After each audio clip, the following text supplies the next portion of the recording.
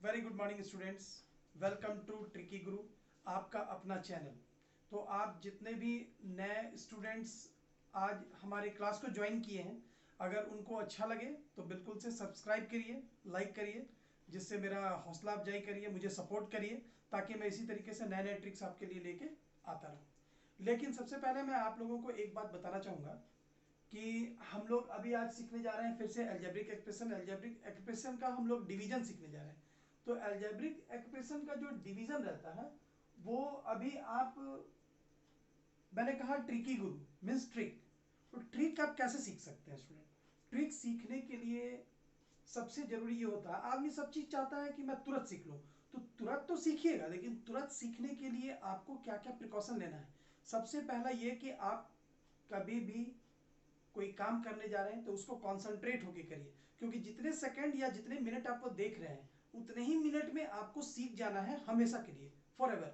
तो जब हमेशा के लिए सीख जाना है तो आपको कुछ देर तो कम से कम कॉन्सेंट्रेट होना होगा, और उस चीज को सीखने के लिए देखना होगा टिल एंड तक।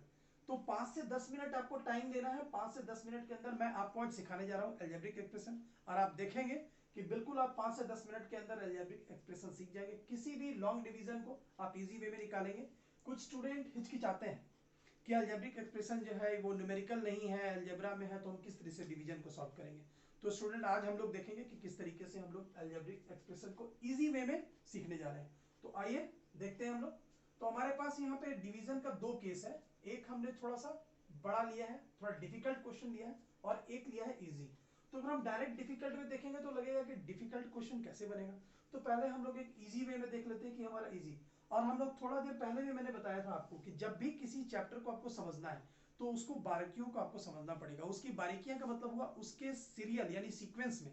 किसी भी चीज को सीखने के लिए उसका सीक्वेंस को सीखना जरूरी होता है। तो इस अलजेब्रिक एक्सप्रेशन में हम लोगों ने इससे पहले 5 और लेक्चर पढ़े हैं, वो पांचों का सीक्वेंस अगर आपने देखा है तो ये आपको इतनी अच्छी तरीके से समझ में आएगा कि आपको लगेगा कि मैं नहीं, आप बना रहा हूं स्टूडेंट्स, आप बना रहे हो इसको। बिल्कुल। तो अभी हम लोग देखने जा रहे हैं कि किस तरीके से हम लोग इसको बना रहे हैं। तो हम इसमें सबसे पहले क्या करेंगे स्टूडेंट, कि हम लोगों ने अभी एक्सप्रेशन में एक्सपोनेंट का रूल पढ़ा था, property of exponent. Property of exponent क्या था हमारा? हम लोग यहां डिवीजन करने जा रहे हैं, तो डिवीजन का हम लोगों ने एक प्रॉपर्टी उसमें देखा था, bases are same and powers are subtracted. आपको याद होगा, bases are same, powers are subtracted. Bases are same और पावर को हमने क्या किया था स्टूडेंट? सब्ट्रैक्ट किया था। क्लियर? राइट। तो आइए इसी को हम अब फॉलो करेंगे, और इसको फॉलो करते हुए किस तरीके से हम लोग इजी वे में ये डिवीजन सॉल्व कर लेते हैं। तो सबसे पहले हम लोग देखते हैं 2 और 8 को जब हम डिवाइड कराते हैं तो हमारा आंसर क्या आता है यहाँ पे? 4। उसके बाद में क्या करते हैं? न्यूमेरिकल पार्ट, पहले नंबर को डिवाइड करा दिया, 2 4 8, आपको भी मालूम है 2 4 8। अब यहां पर हम लोग क्या करेंगे, एक्स और एक्स सेम वेरिएबल है, वेरिएबल सेम होना चाहिए, तो इसको हम लोग बोलते हैं basis are same and power are added. Basis are same और powers are added, no, powers are subtracted. Division का केस है ये, है ना, फ्रैक्शन है, तो पावर्स आर सब्ट्रैक्टेड। तो 2 - 1 1, तो 1 तो हिडन है, तो हो गया x to the power 2 और x to the power 1। Bases are same, power are subtracted. यहां देखिए बेसिस आर सेम डिवीजन के केस में, और पावर आर सब्ट्रैक्टेड, तो bases are same, power are subtracted. हो गया क्लियर? 2 - 1 1, इसको पूरे ही करिए, इसको explain. 2 - 1 is equal to x to the power 1, तो 1 आपका यहाँ पे हिडन है स्टूडेंट। अब हमारा अगला जो वेरिएबल है वो क्या है? अगला वेरिएबल हमारा यस y है, y। तो हम लोग जब y वेरिएबल को देख रहे हैं तो बेसिस आर सेम डिवीजन के केस में, powers are subtracted, 3 - 1 is equal to 2, और ये हमारा आंसर हो गया। लेकिन हम लोग ये देख रहे हैं कि हमारे इस फ्रैक्शन में -2 यानी 2 का जो साइन है यहां माइनस है, तो इसलिए हम लोग यहाँ पे क्या लगाएंगे? माइनस। तो ये हमारा आंसर आ जाता है। देखिए हमने कुछ नहीं किया यहाँ, सिर्फ हमारा जो प्रॉपर्टी था उसका इस्तेमाल किया। 8 को हमने 2 से डिवाइड कर दिया, 4 बहुत इजी है, सबको मालूम है, 2 4 8। उसके बाद हम लोगों ने यहाँ अलजेब्रा को सॉल्व करने के लिए सिर्फ प्रॉपर्टी का यूज किया। एक्स वेरिएबल के लिए bases are same, power are subtracted in case of division, condition याद रखना है। फिर y में भी वही, bases are same, power are subtracted, 3 - 1 1 इसका पावर है, हिडन है, तो ये हमारा आंसर आ जाता है। लेकिन इसमें एक चीज और हम लोग अब सीखेंगे, जब भी हम कोई फ्रैक्शन लिखते हैं स्टूडेंट, तो देखते होंगे आप ऐसा, या फिर ऐसा, या फिर सॉल्व करने के बाद इसका जो भी आंसर आएगा हम ये कहेंगे, चाहे आप इसको डेसिमल में डालिए या आप इसको मिक्स फ्रैक्शन बनाइए, किसी भी केस में आप जब इसका सॉल्यूशन फाइंड करते हैं, डिवीजन का आंसर फाइंड करते हैं इस फ्रैक्शन का, तो वो आंसर हमेशा नेगेटिव में होगा, क्योंकि ये साइन चाहे आपका डिनोमिनेटर के साथ हो, नीचे हो फ्रैक्शन में, न्यूमरेटर के साथ हो, ऊपर हो, या फिर मिडिल केस में हो, तीनों ही केस में हम ये कहेंगे कि ये क्या है हमारा, ये है फ्रैक्शन स्टूडेंट। क्या है ये? फ्रैक्शन। हिंदी में इसे हम क्या कहते हैं? भिन्न। तो हमारा ये फ्रैक्शन जो है वो नेगेटिव है, फ्रैक्शन हमारा नेगेटिव है। तो यहां जो हमारा फ्रैक्शन है ये क्या है? नेगेटिव है। ये साइन या तो न्यूमरेटर में लगा रहे या डिनोमिनेटर में लगा रहे या मिडिल में लगा रहे, हम लोग यही समझते हैं कि हमारा ये फ्रैक्शन माइनस में था, तो इसका जो आंसर आएगा वो माइनस में ही होगा। क्लियर? चलिए अब हम लोग आते हैं डिवीजन में। बिल्कुल हल्का लग रहा है ना? मैंने आपको पहले ही कहा था, आपको ऐसा लगेगा कि आप खुद ये मैथ्स यहां बोर्ड पर आके बना रहे हैं। ये होता है कॉन्फिडेंट, लेकिन इसके लिए कॉन्सेंट्रेट, लास्ट तक देखते रहिएगा। अब हम लोग करने जा रहे हैं ये डिवीजन। डिवीजन हमारा क्या है? 15x to the power 3 minus 12x to the power 2 plus 12x plus 13, और हमको डिवाइड करना है x square minus 3x plus 4। Clear student? तो बिल्कुल तैयार हो जाइए डिवीजन बनाने के लिए, और आज हम डिवीजन सीख के ही यहां से जाएंगे। चलिए सबसे पहला काम हम क्या करने जा रहे हैं? सबसे पहला काम हम ये करने जा रहे हैं कि ये हमारा जो बीच में लिखा जाता है इसे हम कहते हैं डिविडेंड। क्या कहते हैं? डिविडेंड मतलब भाज्य। और जिससे डिवाइड करते हैं, ये जो हमारा जिससे डिवाइड, जिसका टेबल करते हैं, टेबल जिसका हम पढ़ते हैं उसे हम लोग कहते हैं डिवाइजर, है ना? और यहाँ जो आंसर आता है उसे कहते हैं हम क्वेसेंट, और जो हमारा रिमेनिंग बचता है उसे कहते हैं रिमाइंडर। तो divisor, dividend, quotient and remainder, इसको हम ऐसे समझे। यहाँ पे यहां हम लोग कहते हैं डिवाइजर यानी भाजक, भाजक, ठीक है। और यहां रहता है हमारा डिविडेंड, डिविडेंड इसे हम कहते हैं भाज्य, है ना। और यहां होता है हमारा क्वेसेंट यानी भागफल, भागफल। और जो बच जाता है उसे कहते हैं हम रिमाइंडर, उसे हम कहते हैं रिमाइंडर मतलब शेष। तो यही हम यहां करने जा रहे हैं। हमारे पास डिवाइजर है, डिविडेंड है स्टूडेंट, और अब हम लोग क्वेसेंट और रिमाइंडर ये फाइंड करने जा रहे हैं। तो देखते हैं क्या आंसर आता है।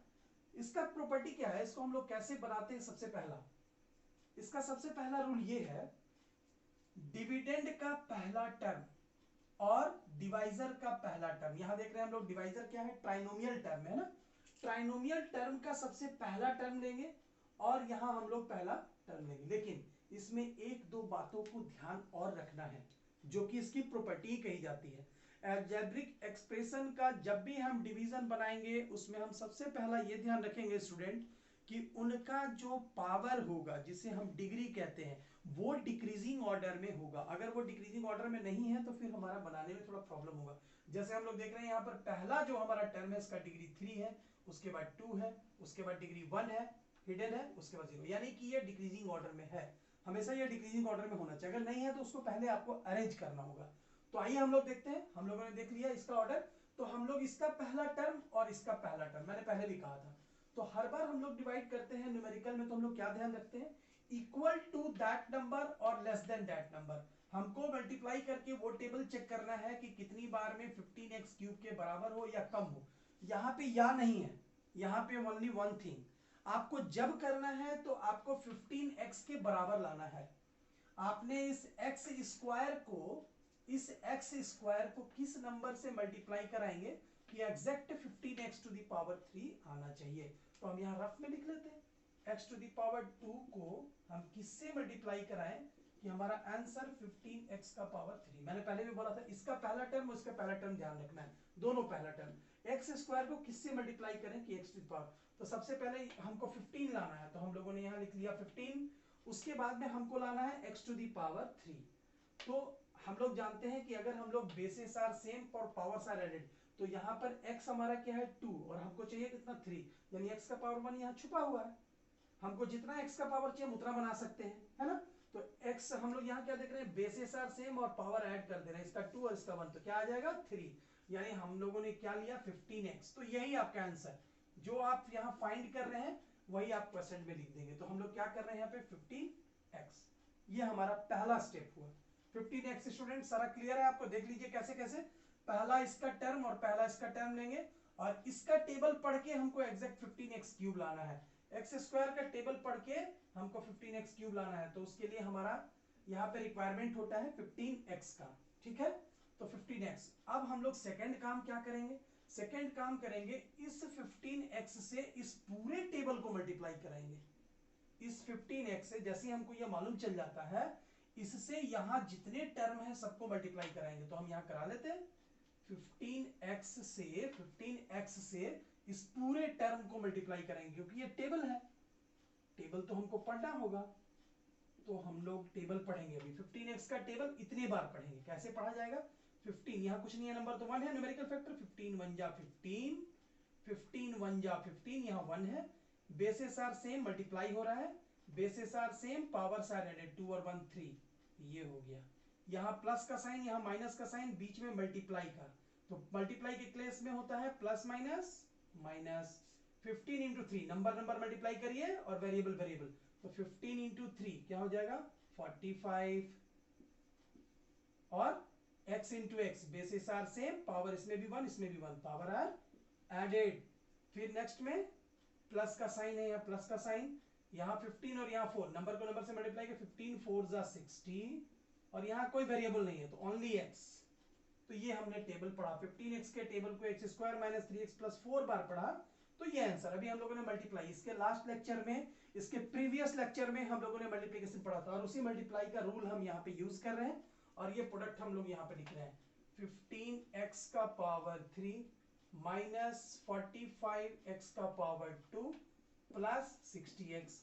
यहाँ भी लिखते समय ध्यान देना है, यहाँ ध्यान ये देना है कि हमारा ये जो लिखा हुआ वेरिएबल से ये ऑर्डर में है कि नहीं। जैसे इसका पावर 3 इसका पावर 3 और दोनों x ही है, x वेरिएबल सेम होना चाहिए, न्यूमेरिकल पार्ट सेम होना जरूरी नहीं, वेरिएबल सेम, x का पावर 2 x का पावर 2 x का पावर 1 x का पावर, यानी ये ऑर्डर में होना चाहिए।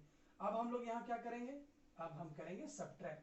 तो मैंने आपको बोला था डिवाइड में यहाँ जब टेबल पढ़ लेते हैं तो सब्ट्रैक्शन करते हैं, और सब्ट्रैक्ट जब अलजेब्रिक एक्सप्रेशन का हो तो क्या करते हैं स्टूडेंट, लोअर केस वाले टर्म का साइन चेंज करते हैं। रिमेंबर दैट, नहीं याद है तो आप लास्ट लेक्चर में जाकर के एक बार चेक कर लीजिए। सब्ट्रैक्शन और डिवीजन में हम सेपरेट कर रहे हैं तो ये मिडिल वाला साइन सारा चेंज हो जाता है, यहाँ पॉजिटिव है तो नेगेटिव, नेगेटिव है तो पॉजिटिव, और पॉजिटिव है तो नेगेटिव। अब हम लोग नीचे वाला साइन कैरी करेंगे, बीच वाला साइन को हम स्किप कर देंगे, हमेशा हम अपर केस और लोअर केस का साइन लेंगे। तो हम लोगों ने साइन चेंज किया, तो ये दोनों सेम होना चाहिए हर बार, तो ये कैंसिल हो गया। Positive 15x cube, negative 15x cube, 15x cube में से 15x क्यूब दोनों सेम है और साइन चेंज है तो माइनस हो जाएगा, कैंसिल।